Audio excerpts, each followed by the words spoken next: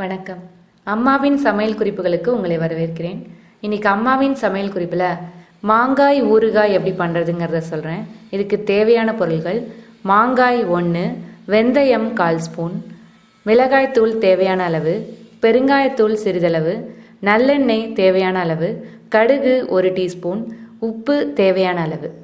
முதல்ல ஒரு சின்ன வாணலியில் கொஞ்சம் நல்லெண்ணெய் விட்டு அதை சுட வச்சுக்கணும். அதுக்கப்புறம் மாங்காயை சின்ன சின்ன துண்டுகளாக கட் பண்ணி வச்சுருக்கணும். அதுக்கப்புறம் வாணலியில் எண்ணெய் விட்டு கடுகு தாளிச்சிட்டு அதோட கட் பண்ணி வச்சுருக்கிற அந்த மாங்காய் பீஸ் இருக்குல்ல, அதெல்லாம் போட்டு நல்லா வதக்கிட்டு அதோட உப்பு, மிளகாத்தூள் இதெல்லாம் நல்லா சேர்த்துடணும். அதுக்கப்புறம் இதோட பெருங்காயத்தூளையும் சேர்த்து நல்லா கலரிடணும். அதுக்கப்புறம் இன்னொரு வாணலியில் வெந்தயத்தை நல்லா வறுத்து ஒரு பவுடர் மாதிரி பண்ணி வச்சுக்கணும்.